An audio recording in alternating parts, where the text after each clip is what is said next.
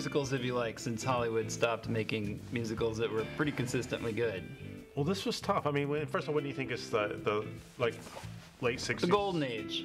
I mean, I was thinking Dreamgirls just for something that's kind of preserves the spirit of the classical musical and yet still is post-classical. Like, I don't think a lot of films can really strike that balance. I mean, I don't think it's the most brilliant film ever, but I think it does a good job of doing that. Really? And you're not buying Well, it. is this sort of bloated and... Like the narrative isn't that interesting, and yet it goes on for like 2.5 hours, and it's just sort of... All in the spirit of the classic Hollywood musical, though. Well, it depends on the classical Hollywood musical we're talking about, like the more kind of unpretentious 30s ones by Ernst Lubitsch, or like a lot more lighter.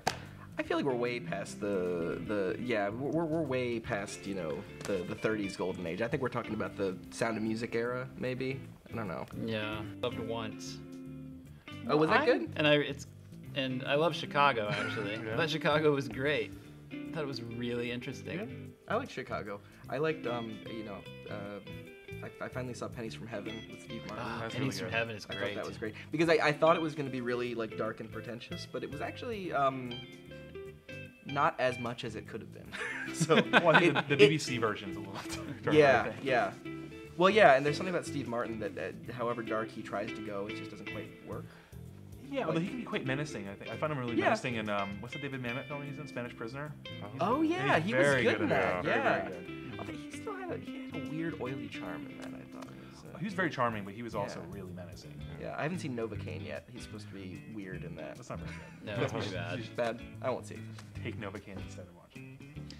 Another thing about Dreamgirls that bothered me is that about 40 minutes into that movie, you're watching it and you think that all of the music is diegetic, and then about 40 minutes in, there's a weird shift where you realize that it's not that kind of musical. Right. Yeah. Yeah, I found that strange too, actually. But it doesn't feel like it's done in such a casual way, like now we're non-diegetic, that it doesn't feel like a cool stylistic thing. Like let's get people. It just felt carelessly like they they didn't inform us. No, it's at the beginning the of the movie. backstage and the integrated musical. It's bringing those two together. But it doesn't really, like, once once it gets to that point, it's sort of just a traditional musical. Not exactly. Yeah. I think it finds a weird middle ground, and I think that having the "And I'm Telling You" centerpiece work as well as it does, because to see it and for it to really work genuinely in that film as the centerpiece, and like actually revitalize the song genuinely, and like throw it back into the like mainstream consciousness after it had kind of finally flagged. You know, after the 80s, through the 90s. Yeah, I experienced it the first time around. Yeah. FYI. Yeah? What was your experience of it the first time around? Well, my sister loved the song, so she had the single and play it nonstop. Yeah. I mean, that was when it was Broadway. It wasn't a music. It was, so obviously I couldn't see it in small town, but But that song is also a problem in that movie because it's so good that everything that comes after it is like, oh man, like how much more of this is there? Like that. But it's like Rocky. Amazing. It's like Rocky. It's like seeing Rocky Horror Picture Show with an audience. Like the last 30 minutes of Rocky Horror Picture Show could easily just be chopped off. But if you see it with the audience, they make the attempt to keep making jokes, even though there's really not as many places to make jokes in the last 30 minutes. They just keep going. And if you watch it with an audience that knows Dreamgirls, right? They were with it to the end, and it was like a performative, like an audience performance piece.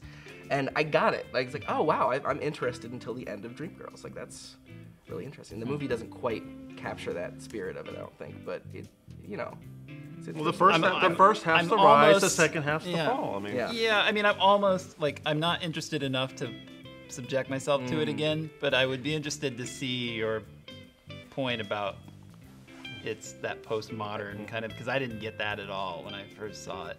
Yeah. Or if I did, I just felt like, wow, this is a super light version of like what Chicago tried to do. Yeah.